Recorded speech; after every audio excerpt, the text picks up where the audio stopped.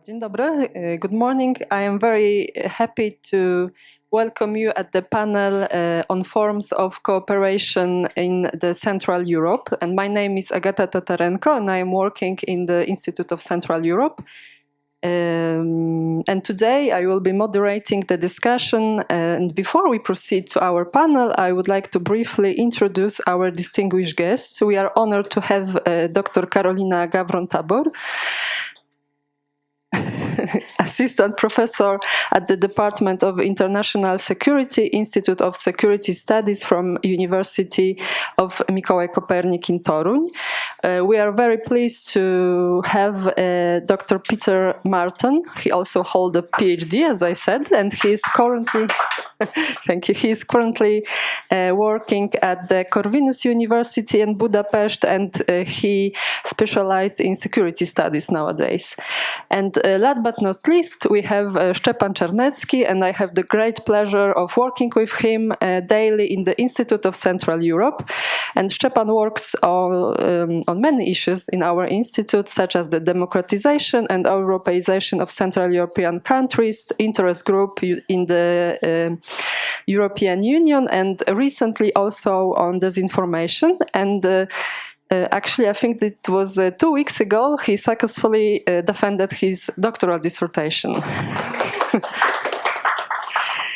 And thank you once again for accepting our invitation to explore the future of cooperation frameworks in Central Europe, such as Visegrad Group, obviously, the Free Sea Initiative, B9, and less known Central European Initiative. The theme of our forum this year is Reshaping Central Europe, Building a More Sustainable Future. And I hope that our discussion would contribute to build the better, brighter future of Central Europe and beyond. And I would like to start with some kind of big question and asking Karolina, what are the biggest obstacles to intensifying regional cooperation in Central Europe that we can observe in the few recent years? Maybe apart from B9, because after the Russian full-scale aggression, the B9 is more dynamic than ever. What are the biggest obstacles to regional cooperation in Central Europe, and what specific action can be taken to overcome them? First of all, thank you for the invitation. It's a great honor to be in such a honored group. Talking about first of all, I start that there are some regional formats in Central Europe that Poland is not included in, like Slavkov Triangle or Central 5, quite recent format without Poland as well. But talking about obstacles to Central European cooperation, first of all, there must be political will to cooperate. And without political will, the cooperation, we are not going to notice any cooperation. I would start with divergent political agendas and priorities, and what can we notice now, having in mind Hungary multivectoral foreign policy and China influence on Hungary as well, especially now after after Xi Jinping visit to Hungary and all the investment Xi Jinping promised to Hungary, having in mind especially electric vehicles, second the biggest factory in Europe. It's easier to cooperate. It's easier to cooperate when countries have the same priorities and the same political agendas. That's obvious. But researching Visegrad Group, we know that Visegrad countries cooperate not when they can gain something, but when they can lose something. The best examples are 2019, the Directive of Security of Supply. So the European Commission decided after Russia-Ukrainian gas dispute when Slovakia, Bulgaria, Poland as well didn't have access to gas. Then we have 2015, of course, when all the Visegrad countries didn't agree on mandatory illegal migration quotas. 2017 as well, so the so-called Nutella crisis, double standards on food and products between Eastern and Western countries. The second obstacle is limited institutional capacity, but I'm not talking about creating some permanent bodies, permanent secretary, but about regularized regularized meetings on all levels. This regularization built socialization between the countries, built trust and effective collaboration. Some clear mechanism for conflict resolution could be useful here as well. Then we have a focus on high-level politics. And we could notice that Visegrad countries concentrate, and it's connected with the first one, that they divergent political agendas on issues that are important on national level. That's obvious, like Turów mine. We concentrated on dispute with Czech Republic, not having in mind that at the same time, the one of the most important project with Slovakia, so interconnectors between Poland and Slovakia, thanks to the North-South gas corridor project, was open at the same time, because the high-level politics, having in mind that it was just before election in Czech Republic, and Andrej Babiš fought about the next term. And the fourth element is lack of long-term commitment. And the lack of tangible results is one of the obstacles for the regional cooperation. Of course, Visegrad Group has some important results, like North-South gas corridor, giving the gas, not only changing the way of thinking about the infrastructure in Europe, not from east to west, but from south to north. And the second is the defense cooperation. So V4 battle group. So in the system of European battle groups, that is on standby third time. So the first was 2016, 19, and 2023. Thank you.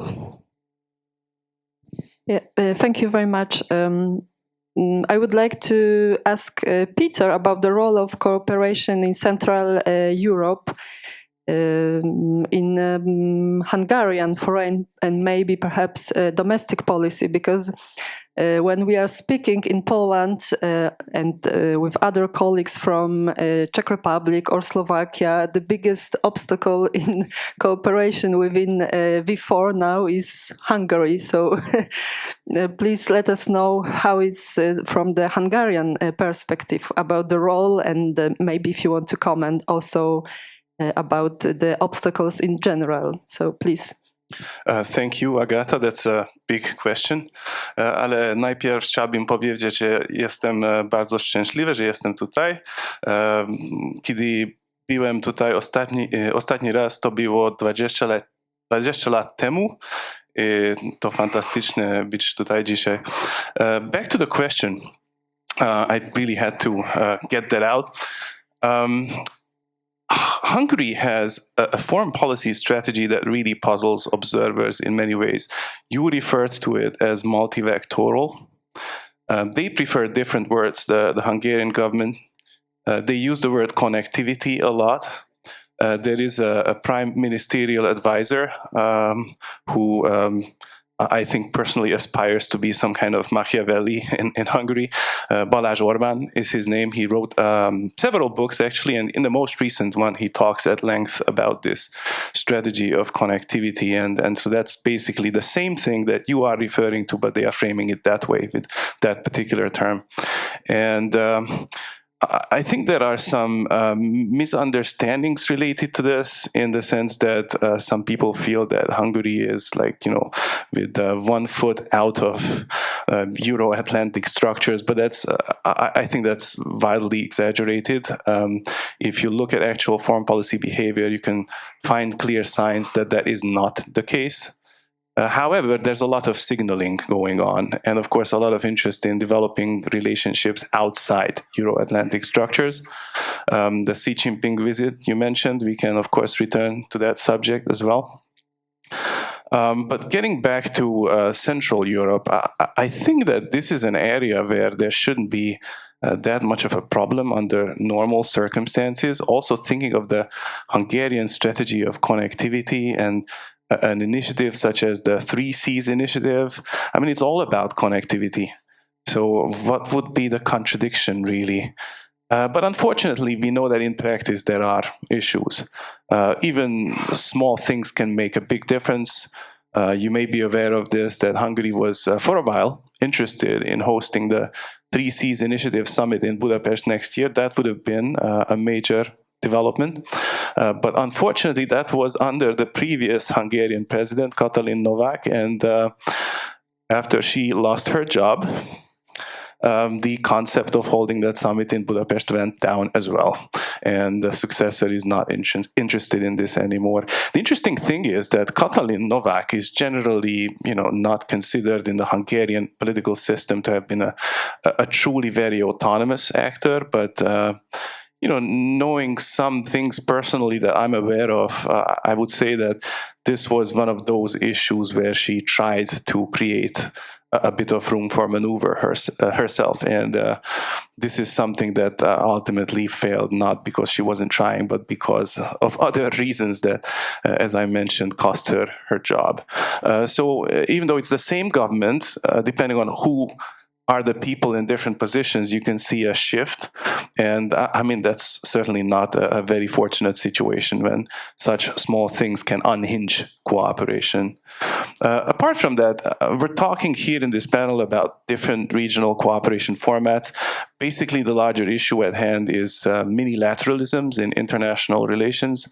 As to the literature on minilateralism, there's a kind of concerned literature which looks at how different competing forms of minilateralism work out in the fields of trade and security, that there they can cause problems. But the kind of cooperation formats that we're talking about are not like that necessarily, so that shouldn't be a problem either. To talk about how we can jointly develop transnationally relevant projects, that shouldn't be a problem at all. And also these formats are a way to give a voice and a chance to signal various things to relatively lesser powers that want to have more of an influence in Euro-Atlantic structures. Well, for that, this could be very useful. All of these together, of course, they don't have full overlap in the membership, and that's strategically relevant, obviously. But I also would like to point out that maybe it's wrong to think of minilateralisms this way, as though that the membership issue would necessarily be all determining. If there is a will, and will is really the crucial issue, anyone can be invited. When in the given format there's a need for additional guests to join, it can be done. And so it doesn't really overly determine anything who is involved in particular formats. And maybe just to come up with a suggestion, because this panel may be a good occasion to bring up things like that, why not hold, at least occasionally, a consolidated regional summit bringing together 3SI, CEI, and V4? Why not do that? I think, at least in the current context, this could send a pretty useful signal. And on the agenda, one shouldn't necessarily have the most challenging issues, but send a message mostly by bringing all these countries together, focusing on, well, necessarily, inevitably, a lowest common denominator-like agenda. Having such a summit would send a clear message to a certain entity in the East that this eastern flank of NATO, this eastern periphery of Euro-Atlantic structures is ready to come together, at least on certain issues. I think it would actually be strategically vital to be able to pull this off. And I really hope to see something like that maybe in the future, if I can dream. We are also here to dream a little bit and not just to analyze the staunch realities that we face. That was it from me, and I'll pass on the mic. Thank you very much for this optimistic perspective, I would say. It's kind of refreshing. You said about this small things which are important, and I am thinking about my research and from my field, this problem on politics of memory, which is very important in case of Hungary and, for example, and Romania, for example. So when we are talking about this politics of memory, there is always some kind of. I think this is a really good explanation, the small things which are important. But now we will pass to the Czech Republic, who gain greater visibility on the international stage following the Russia full-scale aggression against Ukraine. And there has been some kind of split in Czech, Slovak, and I would say also Czech-Hungarian relationship in the two past years. So therefore, in this context, what does cooperation within, for example, V4 format, but also others, means for the Czech Republic? And also, if you would like to comment about these obstacles in regional cooperation, I think that everybody will be happy to hear. Thank you, Agata. So yeah, I'm gonna a bit of like continue of what you said, and basically, I still gonna mention the wheel. So yeah, in the case of Czech Republic, as you mentioned, yeah, there is like big change and a shift in a Czech foreign policy. Since a new government is being established in the Czech Republic, and also like the presidential campaign and like winning of Petr Pavel was like very much like changing or somehow like putting a synergy between a government and a president, which was very much missing until like with Miloš Zeman. So yeah, in Czech Republic, yes, in last years, the Czech Republic like gained its like it's being much more successful, much more visible on the international level when it comes to like also foreign policies, and also like much more like very much visible when it comes to help to Ukraine. We see like, for example, as like ammunition collection, this perspective of like gaining ammunition for Ukraine, helping Ukraine, all the forms of support. And this is basically the obstacles are starting. Czech Republic, since almost 3 years, are being very proactive in helping Ukraine, in being very much present, and also being very much distanced from Hungary. And then since last year, since with Slovakia, that there are big differences. And it's not only Ukraine that is dividing this country, but also Israel. The Israel issue is being very much present in the Czech foreign policy, and Czech Republic is being considered as one of the most globally pro-Israeli country. And we also see different actions from like Hungary and Slovakia when it comes to like Palestine-Israel conflict. So this is the first obstacle. This actually leads us to the Visegrad Group format, which since some time is being called 2+2, not Visegrad 4. Definitely there's a great interest of the Czech Republic in cooperation with Poland, which is also like very proactive actor on the international scene when it comes to like Ukraine and Russia. So both are very much supporters, but being very proactive. They like also have a lot of refugees in both countries, and at the same time being very skeptical about like Hungary and Slovakia since that time. So what's the Visegrad Group perspective then? That's the thing, you know. I think like the many Czech politicians also doesn't know that, because when we hear the debates in the Czech Republic, there are a lot of questions appearing, like, do we need a Visegrad platform? It's like, if it's not finished anymore, if it's still like valid, relevant, etc., etc. And we see that on both sides. And then another problem appears, and we can apply it into like all the countries of our region. Basically, lack of stability and visions. So basically, in all the 4 countries, except of Hungary, maybe this is like you have the most stable government since years comparing to the others. However, and Czechoslovakia and Poland, the governments are changing, you know. So I mean, like, there are also different perspectives on like cooperation, because we see right now the like last debates from the last 2 months between like the members of the Czech coalition, governmental coalition, and Czech opposition. So the opposition is very much pro-Visegrad, but then what the Tomio Okamura or Andrej Babiš wants from the Visegrad, they want to make it a platform to be used or abused, not a very proactive platform to introduce and implement something very fresh and new. So we see also like this, like that's the problem. And when we're going to put that in a perspective that in a year and a half we're going to have the next elections in the Czech Republic, then if there's going to be a shift and a change of a government, the Visegrad group will be like completely differently seen by the politicians or the ruling parties than right now. So it's very much dependent who actually holds power. And then like the Visegrad group, all the other platforms of the other formats are very much changing. They are not stable even in this perspective. So of course, like Tomio Okamura or Andrej Babiš are being defenders of the Visegrad cooperation. However, like we have to keep that in mind that it's going to be very much abused cooperation. So like, yeah, we want to gain something from that. And of course, that would be not a problem if that wouldn't be like a particular interest on the specific parties and oligarchs. So that's the first thing. And maybe we're going to continue further. I'm going to maybe quickly switch into like the formats like 3Cs initiative, because this is like a thing like more problematic from the Czech perspective, like the 3Cs initiative, because of few reasons. And first of all, like lack of stability from like the Polish partner. Stability means like they feel like, okay, what's going to happen after the change of a government? We have right now like the Polish politicians saying that, hey, we're going to continue that, but at the same time, they feel like a bit of unstable in that. So if it's important or like if they're ready to invest more energy to this, questionable. However, we have to admit right now that since last year, they are like, finally, there is a Czech coordinator of the 3Cs initiative. For the years, we were missing this position. And also, like the Péter Pavel was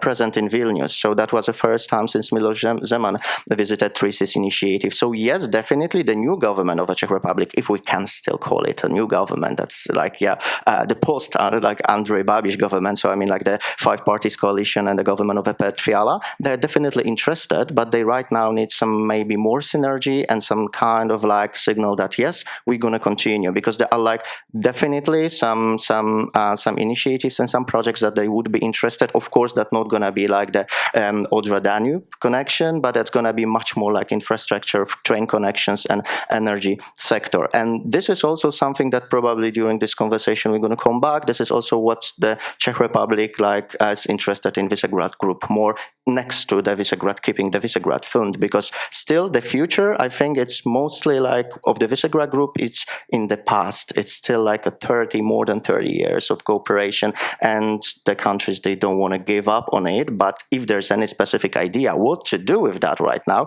especially like 2+2, kind of difficult, I think. So thank you for now, and yeah, I'm going to pass the floor.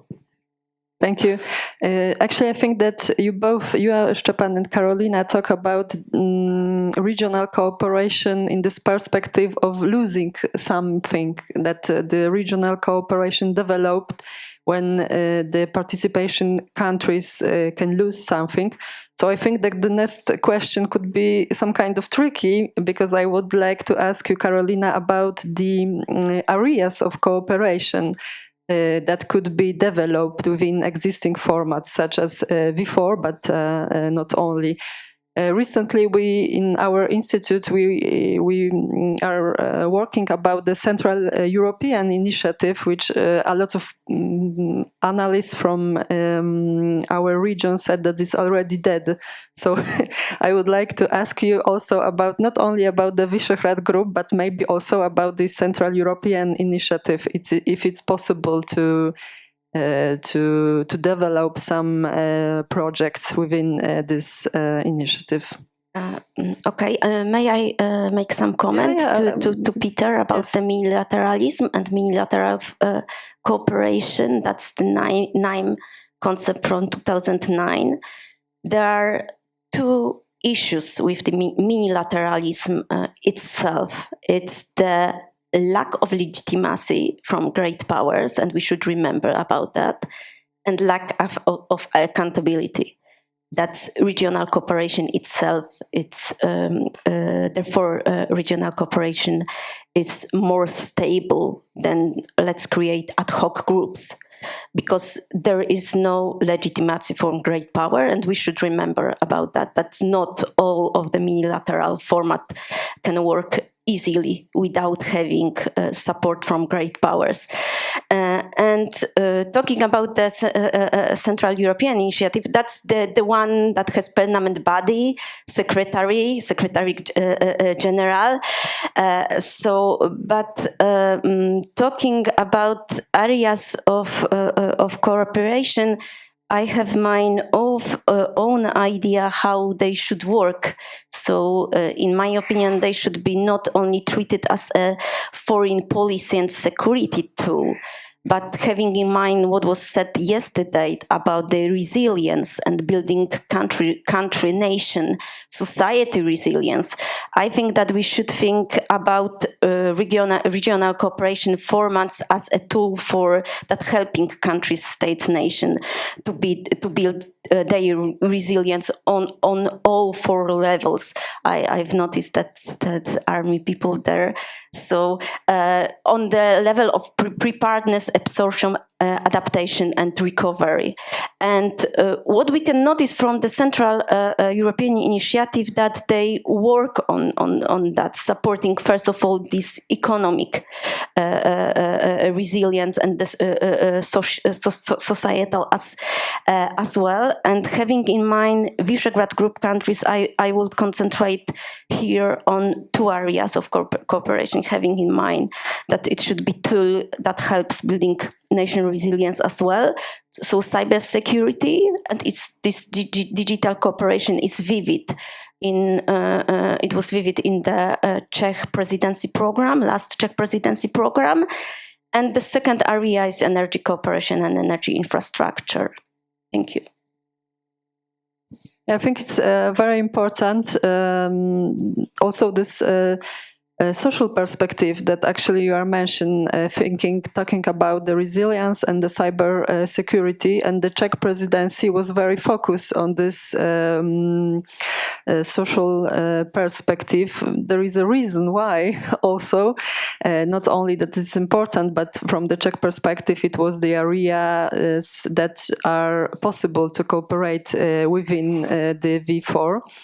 And maybe if we are talking about the Czech perspective, so I would like to ask you, Szczepan, about this Czech perspective of the challenges of the changing reality, and how this cooperation format in Central Europe region can help to overcome them, especially having in mind that Czech Republic has recently been going a step further than other Central European countries, and it means, for example, the initiative related to the purchase of ammunition as an attempt to help Ukraine, also seeking some kind of allies rather in Western Europe, and also to United States, the recent visit. So what is the perspective of these challenges from the Czech perspective? Please, Szczepan. Yeah, thank you, Agata. First of all, I'd like to just confirm that Czech Republic is doing well when it comes to also its recognition on the international level. The last visit of Péter Fiala to United States, and basically being invited to Washington, being invited to CEA quarters, etc., etc. So the Czech Republic is getting a great peer right now, which is also giving its somehow of this visibility as a good partner for the Western countries, which we have to agree, many of Central and Eastern European countries has a problem with. So that's definitely the thing. However, I'm going to continue maybe of what you said. What's the challenges? Yes, there are a lot of, and first of all, we have to build a resilience, and basically based on society and civic society, to develop a civic society. I didn't want to use this word today too much, because this is where my studies are I'm focused on. However, I mean, like, yes, strong civic society and basically strong society, this is something where, like, we have a lot to do. And also this is like the V4 can be like a great platform to use it and develop it. And that's why Czech Republic, and what's being like admitted many times recently, even in last month and the last summit, it's like Czech Republic is being very much interested in keeping Visegrad funds, because it's being a very grateful tool and a source of funding for many projects. And then when it comes to that, of course, we have to continue with like Czech and general like Central European or Visegrad 4 group interest that still somehow we may put like we may consider as they work for, we may apply it for all the countries like the Balkan region and Western Balkans, and the further integration of the Western Balkan countries with the European Union. This is that's the space that basically all of the countries have been very much interested, especially like except of Hungary. This is also a bit of like different geopolitical reason, because like you're bordering Serbia, Czech Republic being like very like important actor since years, that like it's very much advocating for the integration of the Western Balkans. However, what's the challenge? The Ukraine can be very much challenging, because of even like last summit we saw basically there are still like some agreements of and more visible disagreements about like certain things like help to Ukraine, the forms of support, what we should do, and what's our role. And this is when like it's being like very much divided into 2+2 again, then basically like cooperation. So yeah, there's a lot of challenges in this changing reality, and the influence or visibility of Russia as a very important actor on the one hand, that being like much more influential in Slovakia and the Slovak government. However, again, we're gonna see what's gonna happen in Slovakia after the last week events, when like after the shooting, if there's gonna be any will, or like maybe changing the direction of implemented policies, or like changing the mentality in general of the Slovak Republic. However, I mean, like, yes, this is one of the biggest challenge. Who's like the visible actor that can influence specific countries and specific policies, and also definitely Hungary, that I don't want to develop that much Hungarian question here, but basically like Chinese and Russian influence in Hungary is being like very much more visible than in, for example, Czech Republic, when we had like since 2017 and 19 very strong actions against China and Chinese influence, which means like, you know, for example, liquidation of the Confucius Institute, basically like working against Czech spying, like giving up on many Chinese investments in the Czech Republic, which still Hungary is very much open for that. So basically, and again, China is being very important actor in the Balkan region. So that's the other challenge, because all the time when we speak about the war in Ukraine, which is like covers very much the topic, and we could just stay there, we have still like China as a very important actor in our back. Anyway, coming back to the main topic. So yes, the challenges are basically like if we enough resilience, if we like can build as like in a Central Europe among these formats, including like V4, strong civic societies, very resilient societies, very like work with the disinformation and other forms of manipulations of the third actors, and also foreign influence. So basically like to work on a common specific goal that will like fits us, and that I would call the biggest challenge for now. However, to overcome this, we still have a lot of things that connects us, and that's the infrastructure, that's energy, that's something that we definitely can develop. And going away from Visegrad Group, for example, Central European Initiative, which is like quite difficult to discuss, something that is being very much in a coma for a very long time. However, this initiative also has like some space for example, ecology, environment, education, higher education, and different forms of cooperation, because in Central European Initiative, the differences among the countries are even bigger. Thank you. Thank you very much. I think that when we are speaking about the challenges in Central Europe, not only in this perspective of cooperation, of formats of cooperation, the context of war in Ukraine is very important, and the other problems, the other challenges that you both mentioned, disinformation, for example, also is is very important, and the cyber threats. And for Czech Republic, they use these platforms like V4 for cooperation on finding the solution, especially in this social perspective. Péter, I would like to also ask you about these challenges from the Hungarian perspective. And also, if you want to comment about this division, which is this metaphor, which is very present in the Polish political discourse about the V4 2+2, I would be very glad to hear if you would like to comment from the Hungarian perspective. And I also know that you work, you know very good the Slovakian context, Slovakian political environment. So if you want to comment also from Slovakia, I think that the public also would be very pleased to hear. There remains a lot to do then. I have to react to Karolina's points, to Szczepan's points, and your questions now, Agata. Let me try to do all of this relatively briefly. So first, about multilateralisms. In general, it would be an issue how great powers look at a kind of multilateral format for cooperation in their environment. The difference here, of course, is that the multilateralisms that we are talking about in this region are nested games of cooperation within the broader Euro-Atlantic structures. That makes a difference. And I would actually say that that's why it's easy to explain how things are turned on their head. And here, if we are able to execute these multilateral cooperations, that actually sends a legitimizing signal. Because if we look at how we look to not just the United States, really, but Western European countries to support Ukraine and reinforce the security of the NATO eastern flank, maintain a strong commitment for that purpose. It's overall very important to send the message that for the eastern flank, the Russian issue is actually important, that Russia is a threat. If there is a perception that somehow not all of the eastern flank is totally convinced about that, if there is divergence at that fundamental level, then we actually have a problem. It somewhat delegitimizes support to the region in the West.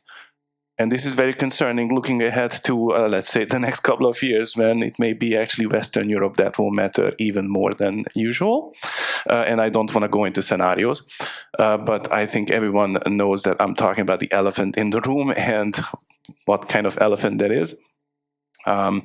As to contingencies. So the problem with this perception of a divergence on Russia is that it's exaggerated wildly.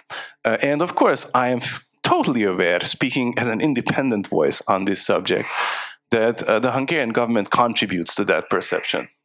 By rhetoric, by various kinds of signals it is sending. But as I mentioned, in terms of actual foreign policy behavior, Hungary does take the Russian threat into account.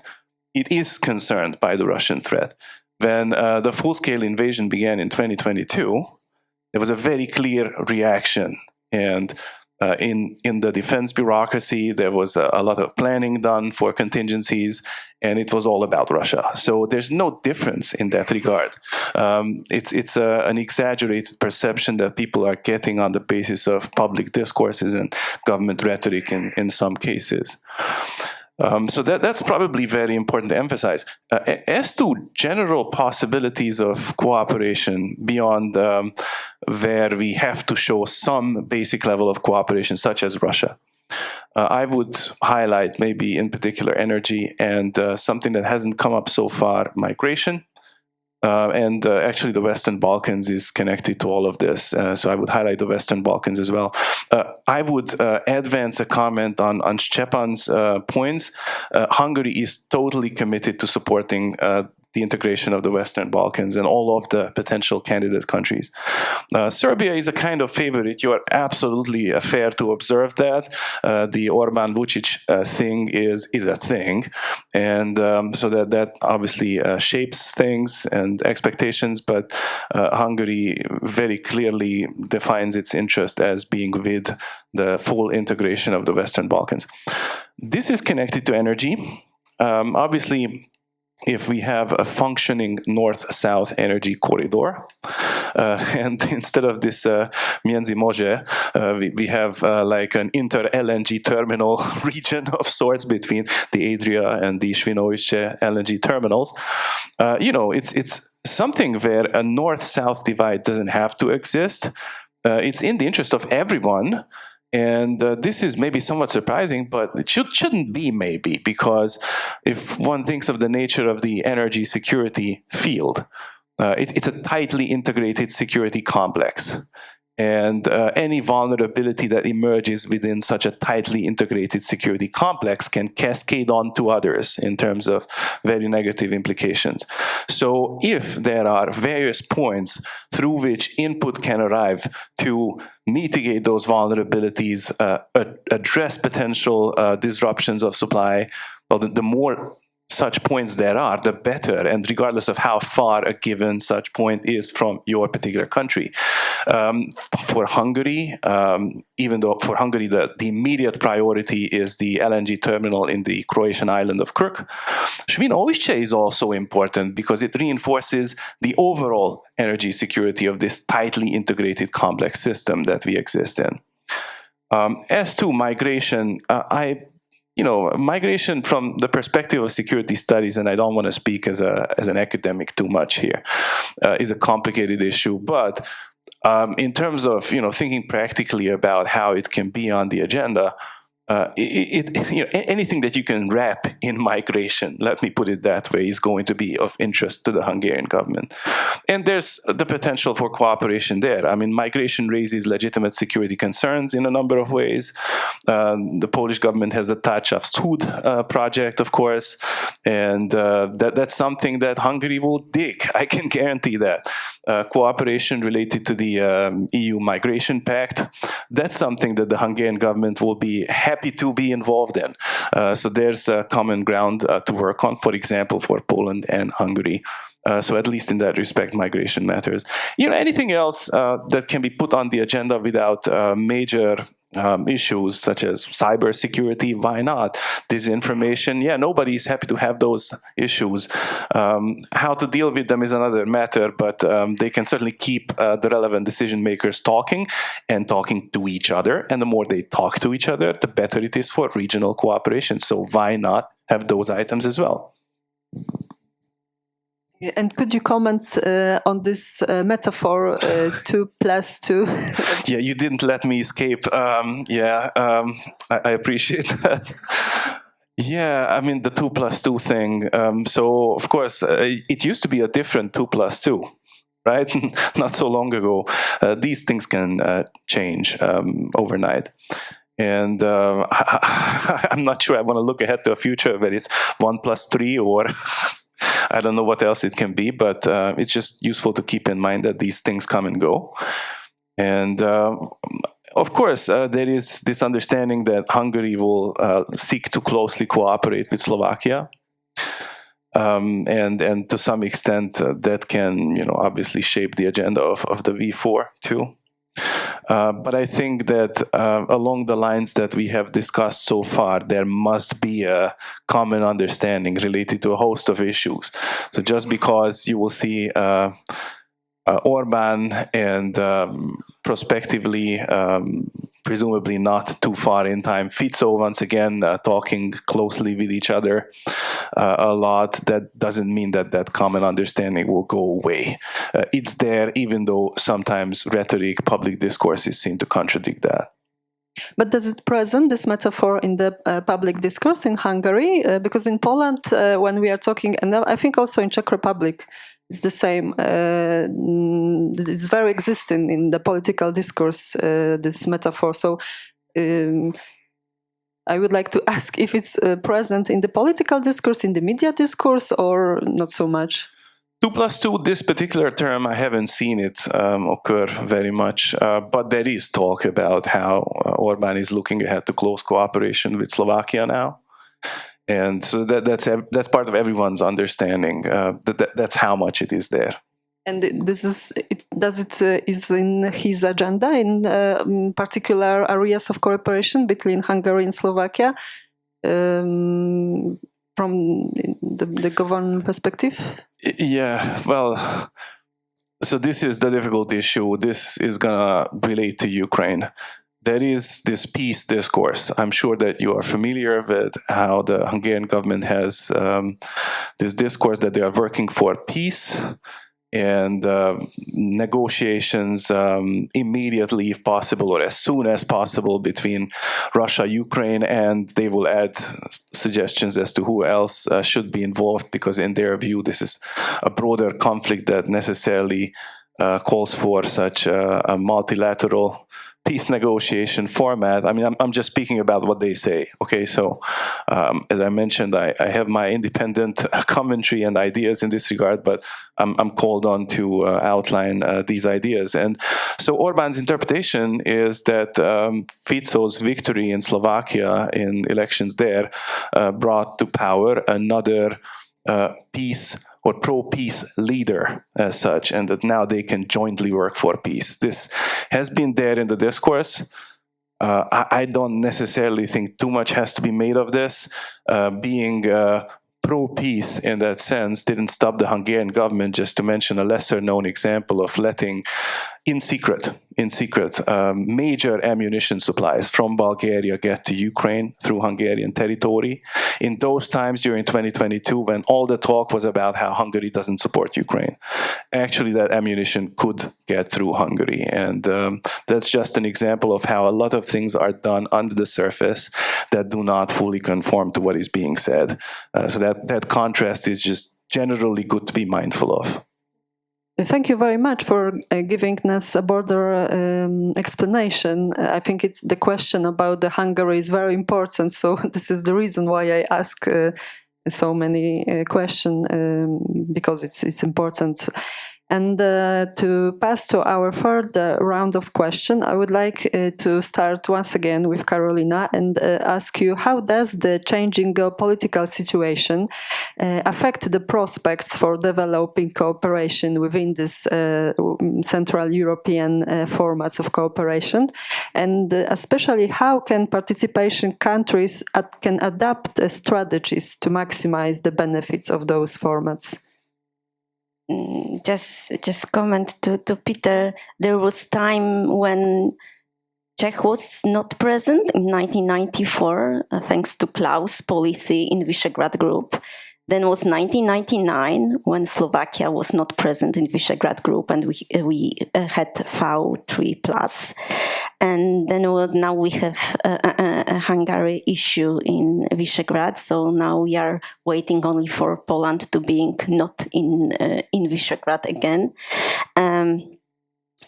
But going back to Agata's questions about this geopolitical situation and country strategy, it was stated yesterday that we had like the power changes on world order, that the world order are changing.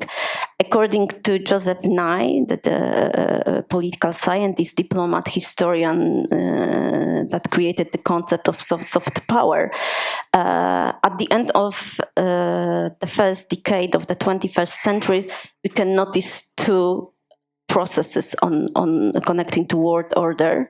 First is power transition, so the change power amongst states, so not only United States but China rising power since 2008, the vivid Olympic Games in Beijing. And then is the second change, so power diffusion. So it's the way the power is transmitted, moving from states to the non-states actor, and we can notice that in EU, all the discussion connected with European foreign policy, how should be voted, should we change should we change the way it's voted to majority voting from unanimity? And that's the two issues that all of the countries should respond in their strategies. So with who cooperate, and second, how to answer the EU issue. Of course, we can notice that, and we talk about it already, about China and China policy in Central Europe, connected with mask diplomacy, started during pandemic. Then we have all the investment and technology issue connected with the electric vehicle, cars, factories, and not only all the green energy investment, especially in Balkans. Then we have 16+1 format that has divided Central European countries, and then we have the role of China as well, having in mind that this competition between United States and China has made that we have a stronger Russia-Chinese partnership, and China just leave the main role to Russia in Central Europe, just to testing the American response in radio. But having in mind what countries should adapt in their strategies, I think that we should go back to this resilience concept. Just the latest Czech security strategy from June 2033. So I've noted that it's 49 times the term resilience is noticed. So it's important for them. They have noticed that. Then I think the second element is the defense collaboration and security. I know that in March 2022 the meeting of defense minister was cancelled off because of the Hungarian didn't agree to move the armaments, but as Péter said, it wasn't that. But then in November 2022, the new framework for enhanced for defense planning cooperation was introduced again. First was 2014 after the Russian aggression on Crimea. Then I think that the energy sector and the economic and trade cooperation should be validated as well. Thank you. Thank you very much. I think when we are talking about this area of cooperation, you have already mentioned, all of you, the resilience, the cyber threat, cyber security. I also said about the disinformation, but I think that not the last one, but we can also talk about this enlargement of European Union and the Balkans. But I would like to come back to Hungary and ask you, Péter, about this specific areas of cooperation, and maybe also about this Balkan agenda in the policy of Hungary, and also this. I would like to ask you this general question about how this Central European cooperation format could better respond to contemporary challenges, also from the perspective of Hungary, but also in general, if you would like.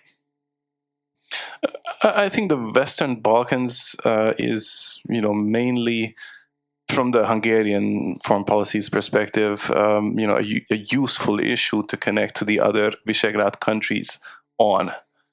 Because there's a common denominator there that is not particularly problematic. Overall, everyone supports the Western Balkans integration. Now there is this talk about a geopolitical turn towards the Western Balkans. I like that term.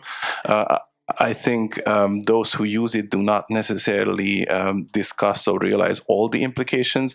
I think those are fairly strongly connected to what I already brought up related to how the energy security complex works, and for that you need stability in the Western Balkans.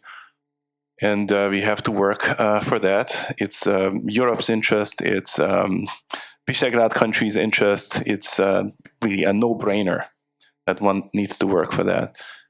As to the Hungary-Serbia thing, there's more to that agenda than what there is to the Western Balkans agenda, which is mostly about energy, migration, those kinds of issues. And to some extent, by the way, even about Russia, because of course Russian influence in the Western Balkans is also something that we look to prevent in order to achieve stability. There's a means and ends relationship between those two things. So about Hungary-Serbia, okay, I'll bring it up because we are going in that direction inevitably, and I'm just an academic, so why wouldn't I do it, right?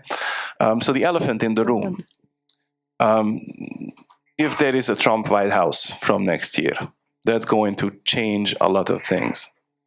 Yesterday I was asked if Hungarian foreign policy is maybe in an awkward situation, given the geopolitical shifts that are happening and changes of leadership happening in the region, more closely as well as more broadly. And so what is Hungarian foreign policy going to do about this? Well, that's a totally legitimate question. But if we look to a Trump White House, everyone is going to be in that kind of situation together. And so that's something to look ahead to. And in this respect, I think a somewhat underappreciated aspect of Hungarian foreign policy, even though it's coated in strongly ideological rhetoric, and so it's kind of hard to notice the merits to this, and for some people, I guess, very difficult to like it. But, Orban is actually doing something to build relationships with the other side of the Atlantic for the rainy days that may come. And that's something to look ahead to in terms of planning, because for Ukraine, for everything, it's going to be a very, very different situation than for NATO overall. And Serbia is doing similar things. I'm not sure if you have paid attention to recent news from Belgrade, but one of the most recent developments is Trump's son-in-law has this firm, basically full of Saudi money. It's called Affinity Global Development, and it got some prime real estate in Belgrade, the former Yugoslav army headquarters that was bombed by NATO during the Kosovo crisis, and they're building a luxury hotel there. So they're doing, such business deals. One feels also thinking ahead to such times when maybe such ties will actually play more of a role than what is, typically the case with the United States, where one is used to a very formal, institutionalized kind of relationship. And under Trump, that's going to look very different. The personal aspect is going to be much stronger. There has to be, on the surface, some ideological congruity that if it's not there, it's just not going to work so well with Trump. And like it or not, this is potentially the kind of fuel that the relationship could go on if we arrive in that kind of future from next year.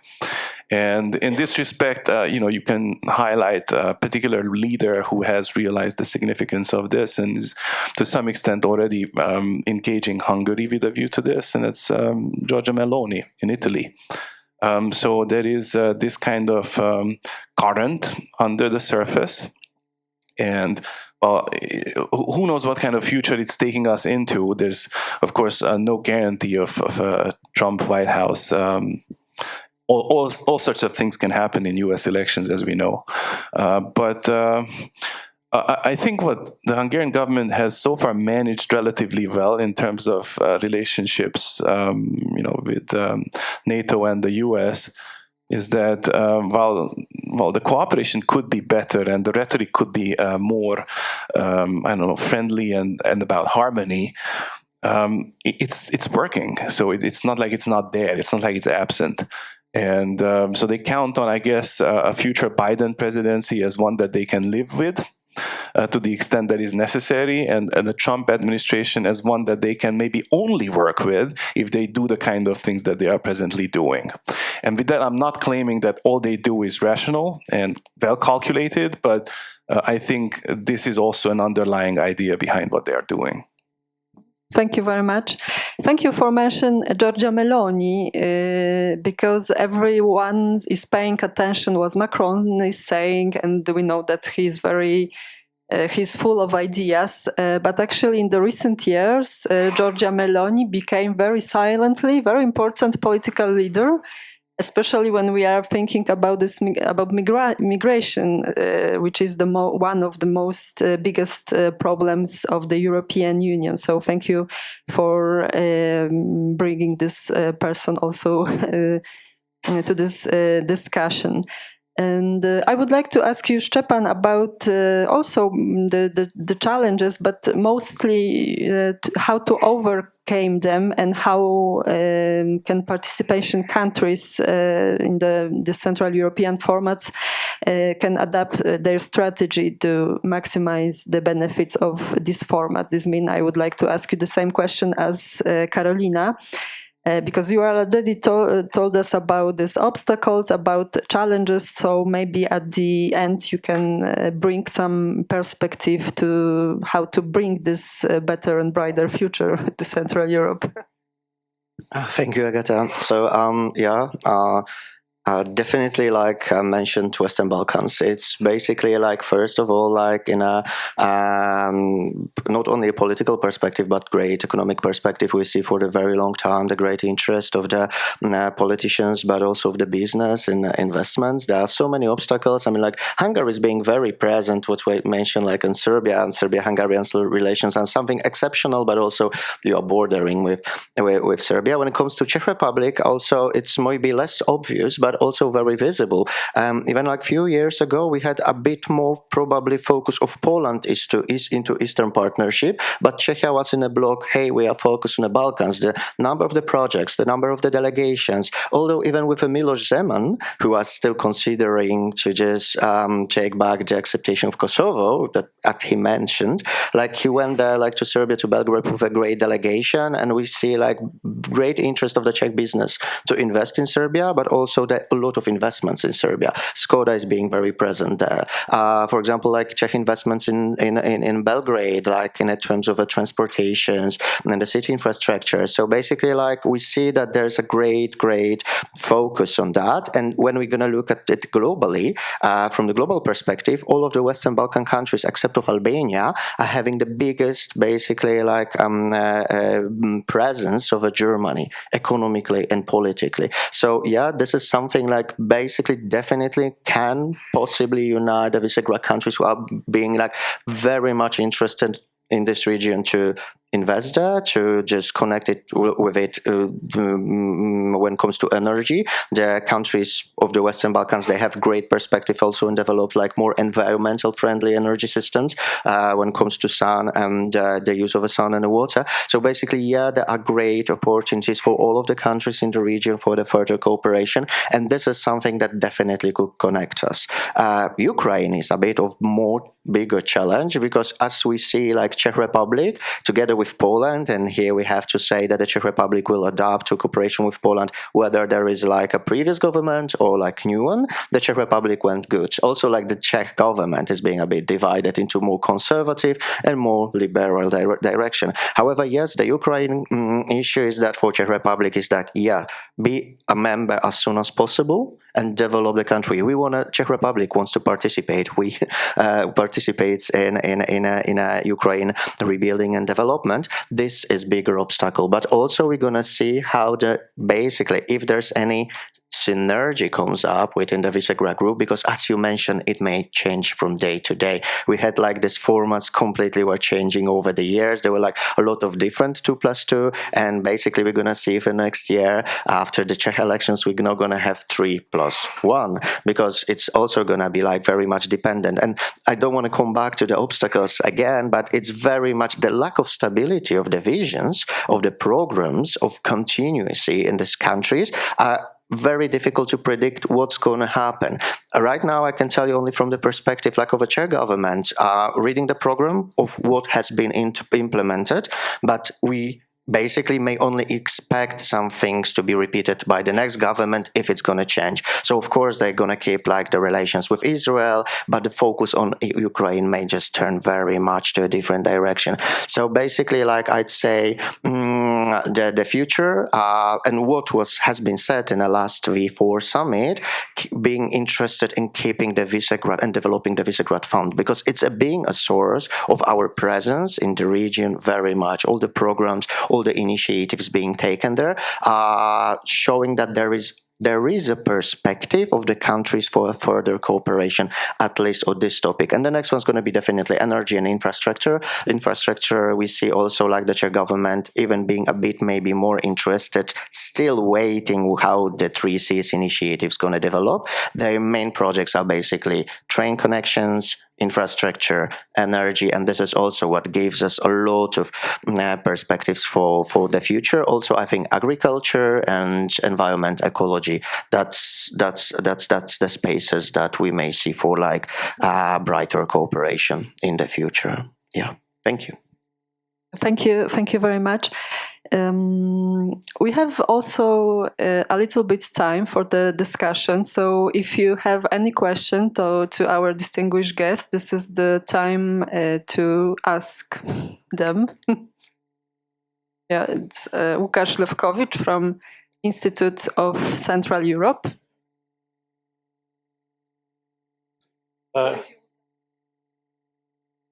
Okay, but General, I would like to ask you about 3Cs initiative, because you mentioned this format many times, and we know it's economic format. It's one of the biggest format nowadays in Central Europe, because we have 13 states there, and also states with special status like Ukraine, Moldova, Germany, etc.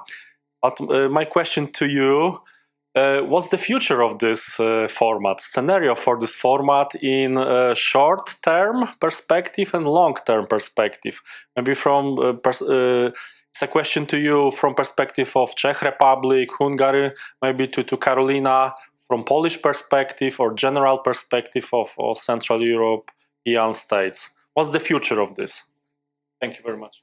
Yeah, thank you. So it's the question for you all. So, I'm gonna stay, and that question was particularly of 3Cs initiative or all the formats. No, just about 3Cs. Okay, so for the Czech Republic is very pragmatic in general. Like as we've seen, like for last years, the Czech Republic was basically like more like an observer. So yeah, we're gonna be there. We're gonna take a look. We're gonna see how it's being developed. It was also pretty much criticized. They didn't know what to do with that because literally, it was the perception was like, hey, if it's not the Polish megalomaniac product against Germany and France, bringing back this idea of like building great influence over Poland. So they were like very much observing this. What was good at it, that was like, for example, the interest of the United States that was giving to the Czechs some, okay, there can be something, we're not going to give in, but we're not going to just invest too much energy. And it's not being that much connected with like the government change in Poland. That's it's a very important factor to them, not because of the political like background of the government, because literally the Czechs going to cooperate with both the previous and the current one. That's going to be to them fine. They are like, again, being more like an observer because of they don't know what's going to happen to the initiative. They need basically a clear signal from the Polish partner if it's going to be continued. And yes, they were like, the politicians in Poland said, yes, we're going to continue that. But again, we don't have the strong signal. In Czechia, what was the big change is basically the coordinator of the 3Cs initiative. It was from last year, September, if I remember well. So until last year, we didn't have any position like that, being like basically focused only on 3Cs initiative. And this year in Vilnius, Pavel was there. So yeah, the Czechia actually came with a new projects, new ideas. And basically, again, it's a transport. It's like fast train connections between Poland and Czechia. Initially, there was also a Germany. The Czechs are very much in a cooperation with Germany in general, mostly in the southern Germany when the business centers are located, and also like in energy. However, it's still being like more, okay, we're going to look what is happening there. And if Poland continues, we are interested to participate. However, the visit of Péter there, like in Vilnius, was also connected to the Volodymyr Zelensky, that they were like still like Ukraine is very important to the Czech Republic. They could also meet before, they were having discussions. So yes, I think the Czechia is slowly getting more optimistic. They are more certain about it, that it's not anti-Germany, anti-France project, but they're going to take a look and see if someone's going to take an initiative. It's definitely not going to be Czech Republic. They still look for Poland to take this initiative to confirm that they want to develop it for serious. So yeah, thank you very much. I'll add maybe just a short comment. I'm not going to get into the specifics so much as Szczepan did. This was a really comprehensive overview of some of the key issues on the agenda. I'll just look at the grand strategic scheme, rather, related to 3Cs. There is a need for such a thing. It could even be called the Eastern Flank Initiative, but we know that wouldn't be practical for several reasons. So instead, calling it 3Cs is a beautiful poetic kind of touch. And one has to still work to fully realize the potential of this framework and for comprehensive coverage as well as for actual strategic unity in this broader region. There's a lot of work to be done, and it's worth doing it. That's clear. In my opinion, it depends on money. That's the most important, both in Visegrad. I remember when the countries paid 200,000 euros and the whole budget of Visegrad Fund was 1 million euros. Now it's 10 millions. After 20 years, it was 2001, more than 20 years. And I think the same with the 3C initiative. So maybe changing the political landscape in United States and Trump appreciating 3C initiative as a way of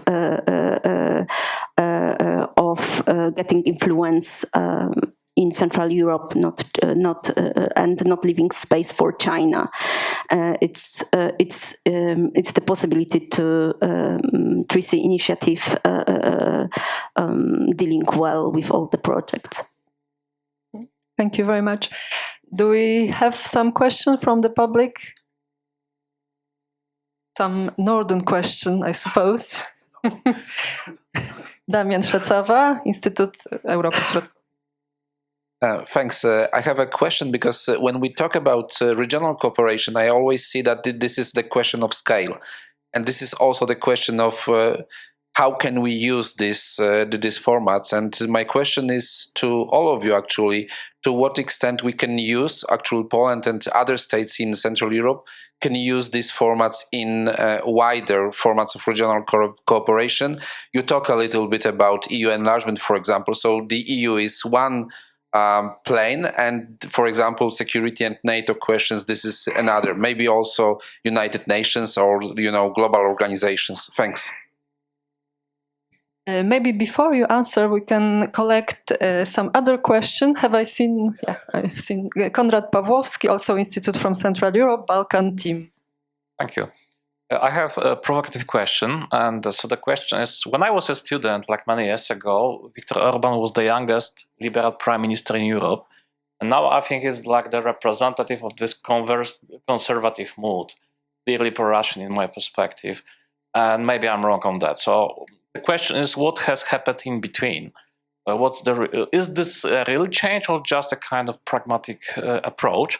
The second is the comment about the situation in Serbia. Yes, Serbia is preparing for the Trump as a president, and they are selling property, which is a very symbolic one. The building of the defense ministry in a city center, which is not just a property; it's a very symbolic one. So I think we can expect some protests in Serbia about that.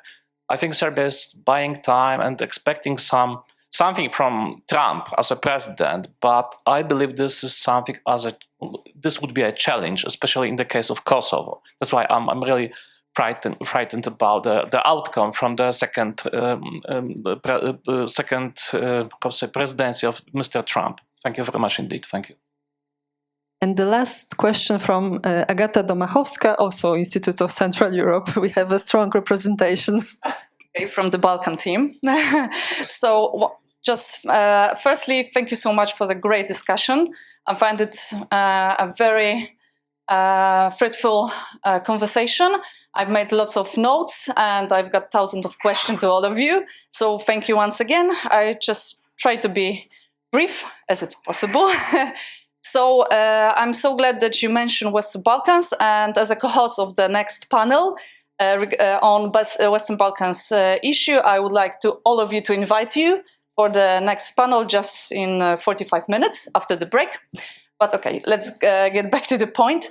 And yeah, you mentioned a lot about the relation between Hungary and Serbia, but in fact, the Visegrad countries, more or less, they will always try to strengthen its influence in the region.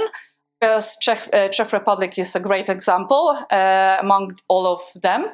And I would like to also add the new initiative just from the last year of the Friends of the Western Balkans, established by the 7 member states of the European Union. And among them we have Czech Republic and Slovakia as well.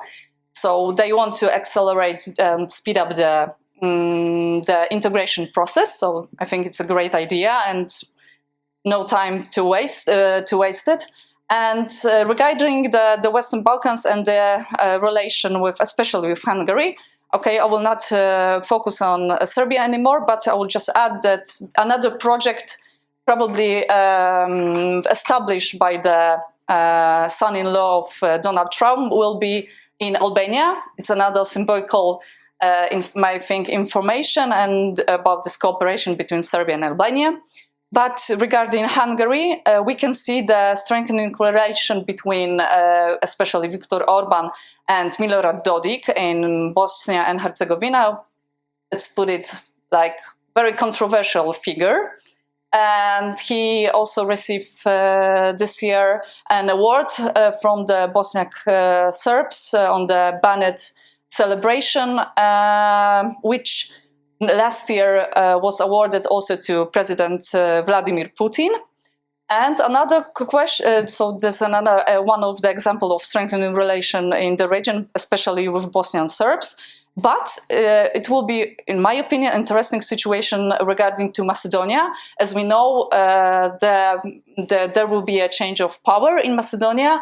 There will be a comeback of the party of ex-Prime Minister Nikola Gruevski, who is currently in Hungary, who was granted a political asylum, and he was sentenced to 7 years in prison by money laundering and corruption.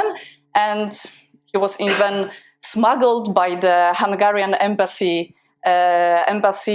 from Macedonia to Hungary. Someone's believed that in a trunk, but it happened. So what now? When we know we just see the change also in Macedonia, is it a possibility to strengthen the relation between Hungary and Macedonia as well?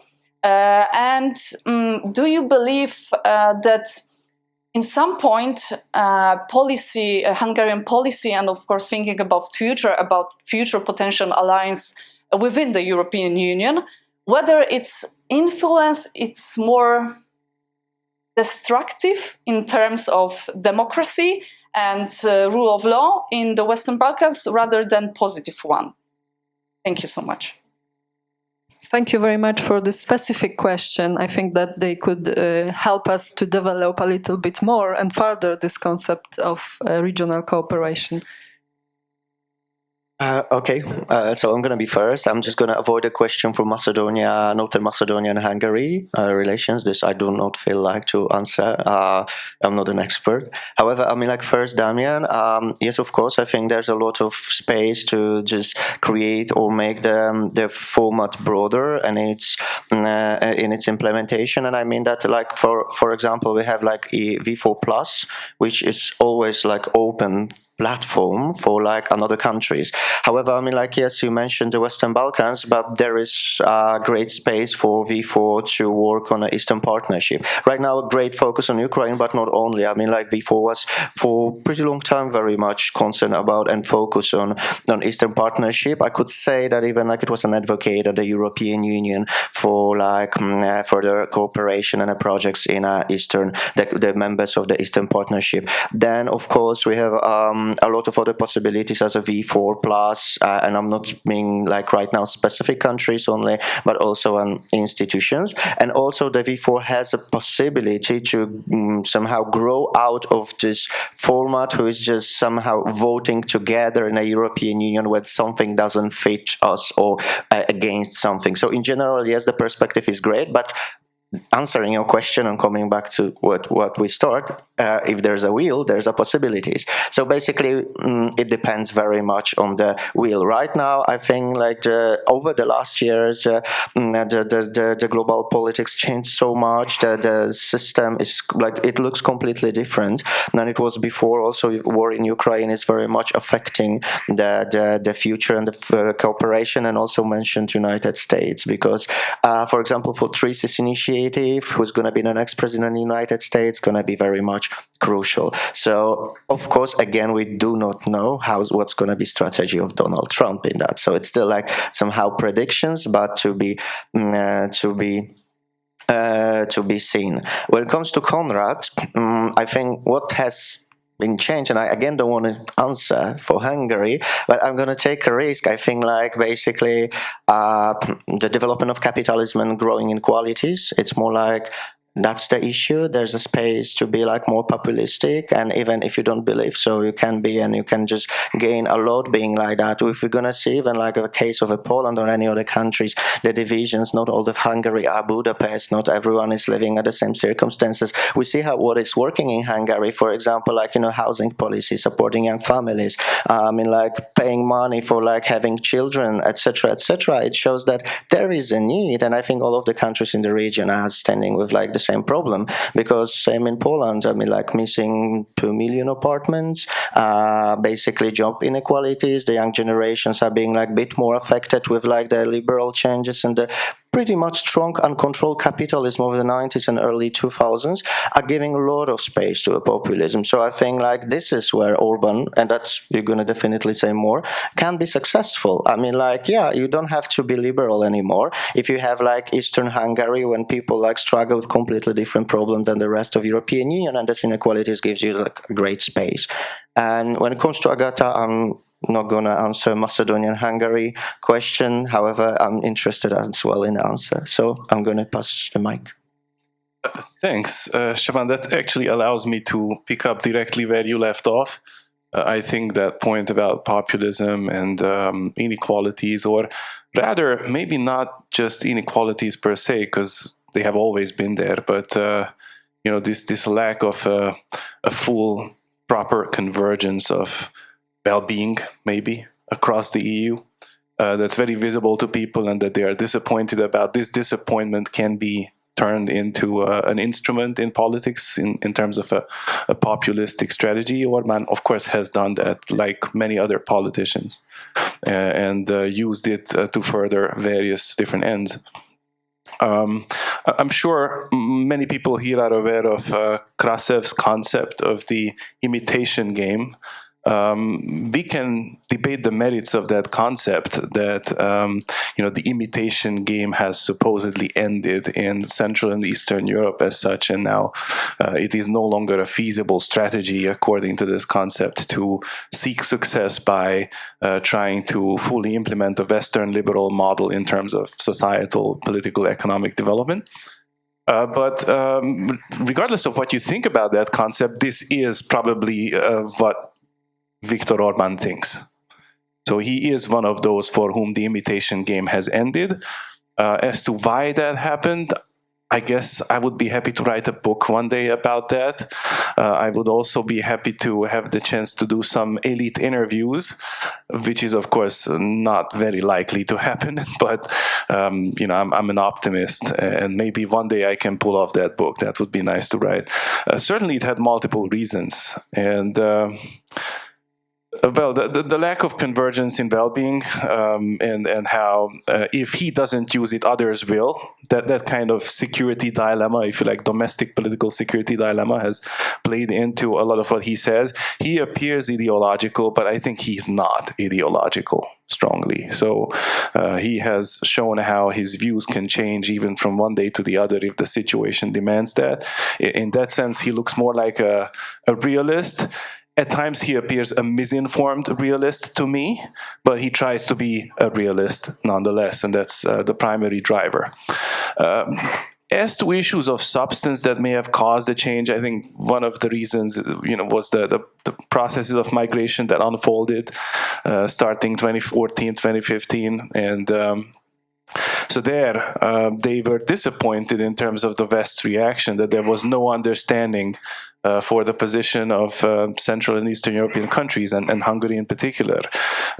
As an independent observer, I can confirm I found it strange myself when there was all this talk about the Hungarian security fence along the border, which I can evaluate from multiple perspectives. Obviously, it's not good for wildlife, to say one very important argument. But as to processes of migration that were happening, there were security fences going up before that in other places. And people were talking about the Hungarian measures as though they would have been the first of a kind. And now, of course, there's a lot more security fences. So it was, in many ways, hypocritical, that discourse, and the disappointment in that, I think, increased his sense of needing more autonomy, having to work for it, whatever that means, took him more strongly in the direction of this multi-vectoral strategy or strategy of connectivity, whatever we want to call it, showing an increased interest in relationships outside. And the other issue is Russia, where I think, as I said, the difference is exaggerated, but there is some difference. The surprising thing to me is how people don't notice the more objective things about this difference so much. So Hungary and Slovakia have a different policy towards Russia, that's clear. And we can debate the merits of this in ideological terms, but if we just look at objective realities, having no border with Russia makes a big difference, as we know. And this is fully noted by Orbán himself. You may not have paid attention, but I think it was 2 months ago when he made a statement that stands out in this respect, where he explicitly said, literally, it's not good to have a border with Russia. Bad things come from having a border with Russia. So you can see how that's very significant on his mind, and that explains some of the difference of Hungarian foreign policy, actually, and that's underappreciated. Whatever weight we attribute to the ideological factors in this beside that. Okay, I really tried to answer that question because that is the one I felt that was mostly concerning me, maybe, although Szczepan gave excellent input on that as well. Maybe Karolina will too, but I'll pass on the mic now. Okay, so first about the scale of cooperation between Visegrad group countries on a higher level, like United Nations. I think it's all, as Szczepan said, about will. And of course, if we talk more and more, there is going to be discussion, and at least we know what our partners wants to gain. About Orbán, I remember Orbán, the first Orbán government, 2001, 2002, and remember the next election he won as well, but there was no coalition for him. It was just before it was the procession access to European Union, and then we could notice that he is a very pragmatic person. He said then, of course, we discussed in Visegrad group that we should do like a joint referendum in a proper time, and we had it. Like we started in Poland 2 days, and then the most skeptical then Czech Republic was at the end, and then Orbán was very pragmatic, and he is still pragmatic. I think that at the end he has not changed at all. Look on the way he deals with Germany. Yes, he is perceived as like anti-EU, anti-Germany person, at the same time changing the law. that the Germanic company labor law that a Germanic company could deal better. So for me, honesty says, Orban hasn't changed at all. He was pragmatic and he is pragmatic. Thank you.